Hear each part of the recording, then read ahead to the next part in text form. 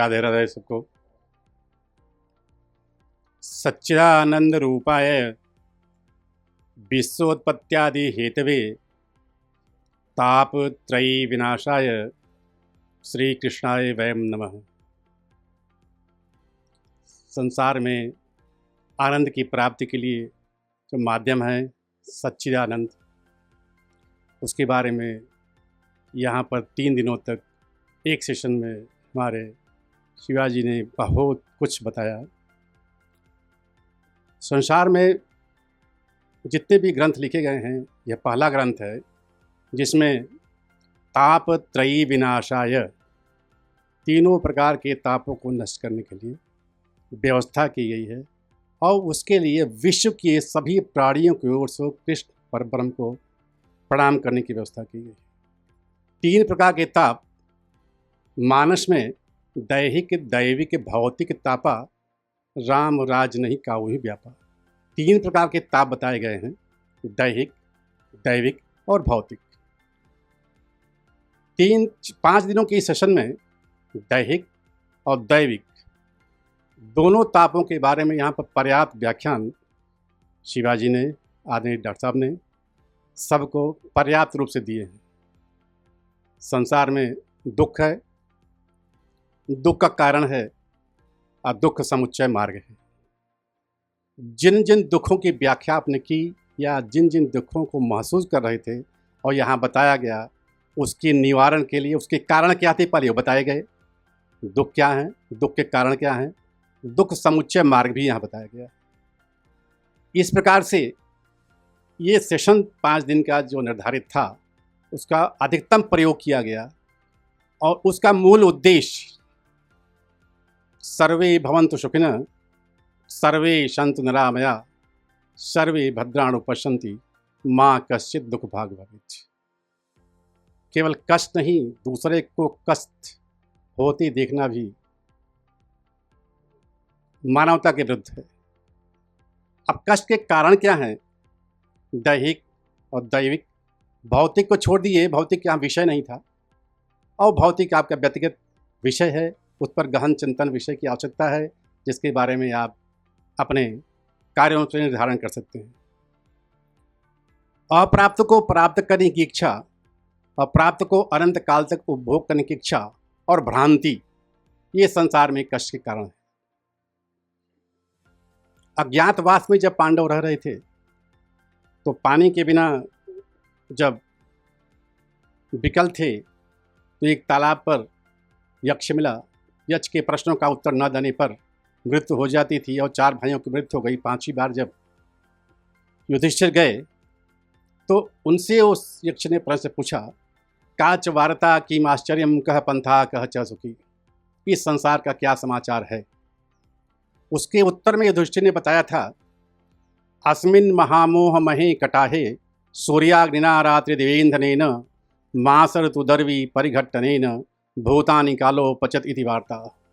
यह संसार एक कड़ाहे की भांति है, हम सभी जीव एक सब्जी के टुकड़े की भांति हैं। ऋतुएं कलछुले काम करती हैं, सूरज और चांद ईंधन का काम करते हैं और इस प्रकार से काल सभी प्राणियों को पचा जाता है। यही संसार का समाचार है। हम सब जितना भी कर लें, लेकिन पूरा का पूरा थियोरी और कंसेप्ट संसार का यही है। दूसरा प्रश्न था, आश्चर्यजनक चीज़ क्या है? उसके उत्तर में बताया, अहर्न हनि भूतानि गच्छन्ति हि हिमालयाः शेषा स्थावर मिच्छन्ति किमाश्चर्यम विदम परम। नित्य हम देखते हैं कि किसी न किसी की मृत्यु हो रही है और मृत्यु निश्चित है। जन्म और मृत्यु, बाकी जो सांसारिक चीज़ें हम देखते हैं उसका क्रक्स जो है जन्म और मृत्यु है। और जन्म संभव है या नहीं है यह तो निश्चित नहीं है, लेकिन मृत्यु निश्चित है और मृत्यु ही सत्य है। जन्म के बारे में जो पॉपुलेशन है उसमें कुछ पुनर्जन्म विश्वास नहीं करते हैं, दैट इज़ अप्रॉक्सिमेटली 30%। कुछ पुनर्जन्म विश्वास करते हैं, कुछ मोक्ष में, कुछ स्वर्ग में। तो जन्म तो निर्धारण निश्चित नहीं है, लेकिन जन्म होने के बाद मृत्यु निश्चित है। कल योगा के समय, आज योगा के समय डॉक्टर साहब ने बताया मृत्यु और हंसने और जाने क्या वो बच्चे की उत्पत्ति के बारे में।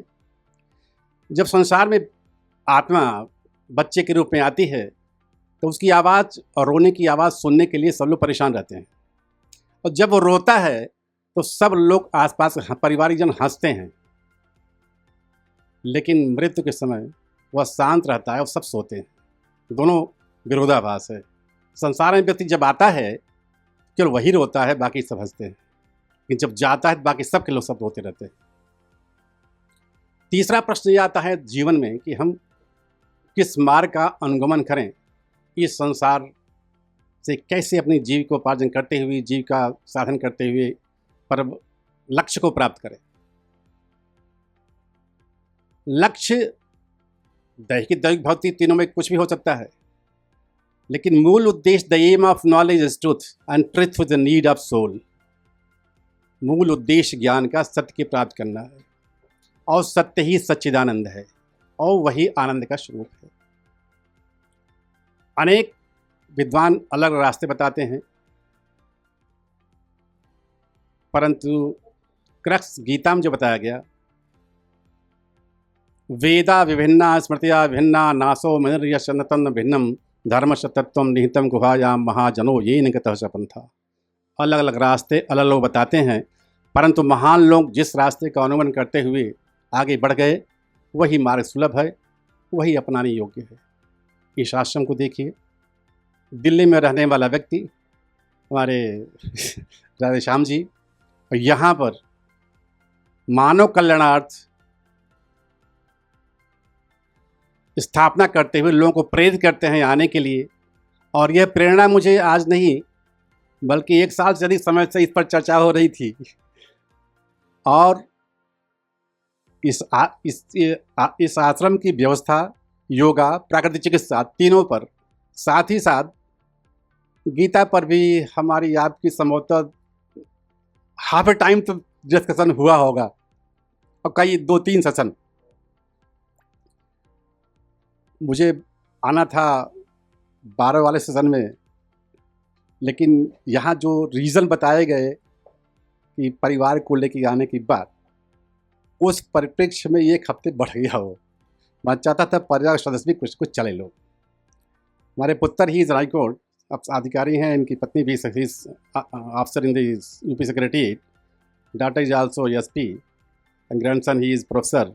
तो छुट्टियों की कुछ तारतम्य नहीं बन रहा था सबका। मैं तो पूरे जून वैकेशन में चल रहा था, मैं अकेले नहीं जाना चाहता था। कुछ परिवार के सदस्य आए, जिससे कि जो पिछले 3 दिनों में चाय और दूध की चर्चा हुई, रात में ही हम इसको कैसे इन्फोर्स किया जाए, इसको चर्चा कर रहे थे कि कैसे प्रभावित किया जाए इसको। अंतिम जो प्रश्न था, ये सुखी कौन है, वो सुखी यक्ष प्रश्न का है।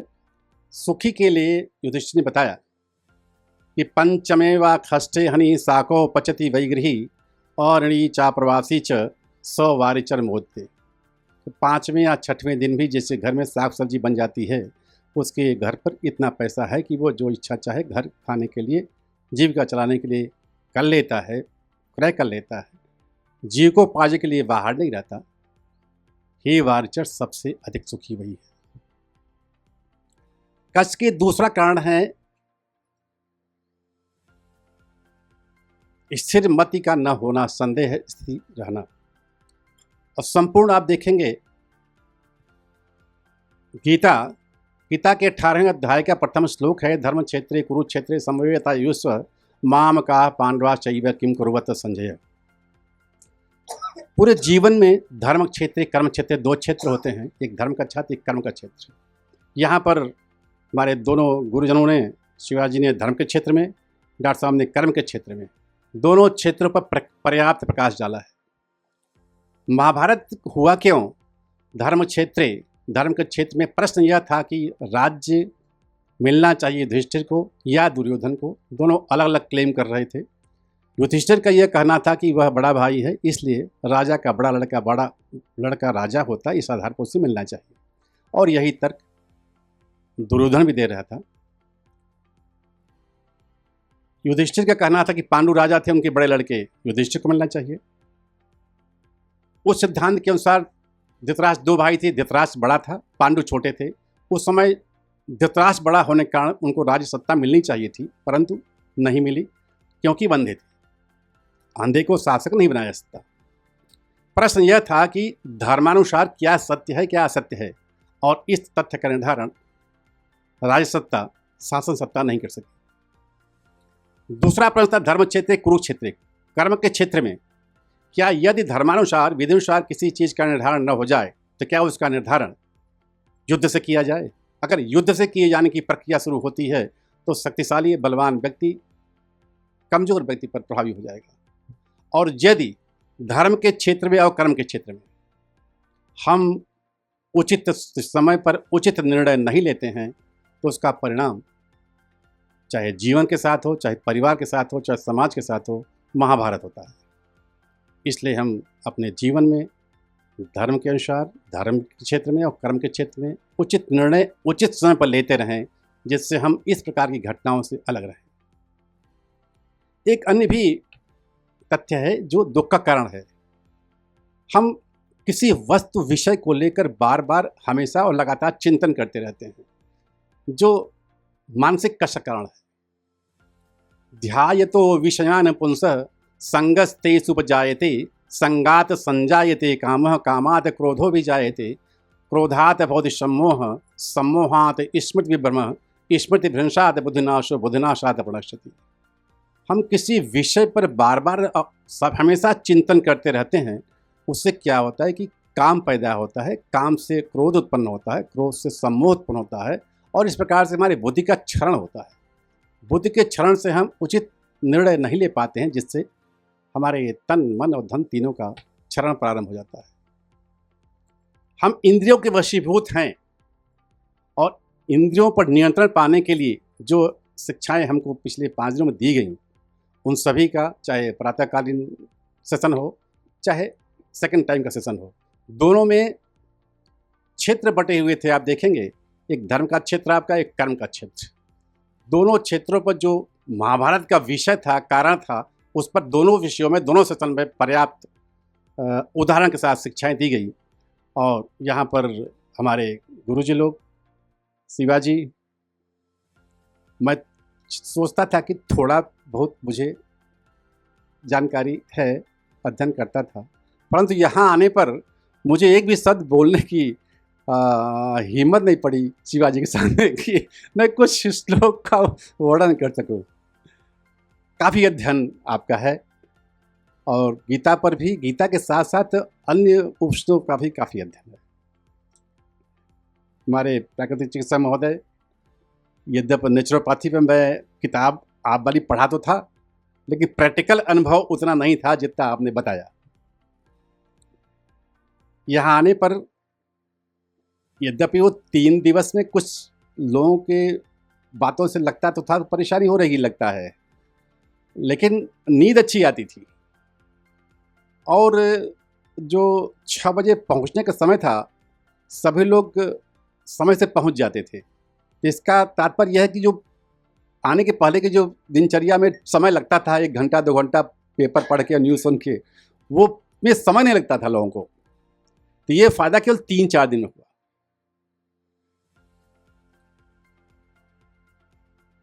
इस संस्था के बारे में मानस में लिखा है, संत हृदय नवनीत समाना, कहा कविन पर कहे नहीं जाना, निज संताप द्रवहि नवनीता, संत हृदय सुपनीत पुनीता। मक्खन सबसे मधुर होता है, और लेकिन उस पर स्वयं पर ताप पड़ने पर वह दुखी होकर पिघलता है। लेकिन संत का हृदय ऐसा होता है कि दूसरे के दुख से द्रवित हो जाते हैं, और इस भावना से अभिभूत होकर, प्रेरित होकर इस संस्था के अध्यक्ष महोदय, यहाँ पर कार्य करने वाले लोग, शिवाजी, डॉक्टर साहब, यहाँ के सभी कर्मचारी इतने मनयोग से, मन वचन और कर्म से ऐसा प्रतीत ही नहीं हो रहा था कि ये बाहरी सदस्य हैं। और ये अगर आप अनुभव करेंगे तो घर में भी लोग, परिवारजन भी उस सीमा तक सेवा नहीं कर सकते थे जिस सीमा तक यहाँ लोग सेवा कर रहे थे। विषय गूढ़ हैं, बहुत लोग बैठे हुए हैं। शिवाजी ने बहुत कुछ अध्ययन करा दिया हम लोगों को। मन होता है कुछ दिन और रुकें और हर 3 महीने पर आते रहें।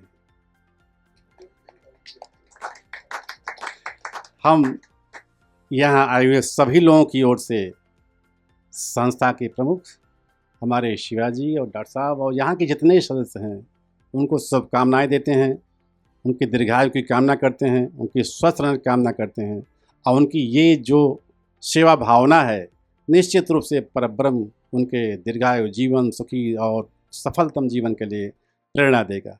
बहुत बहुत धन्यवाद। राधे राधे। जय श्री राम।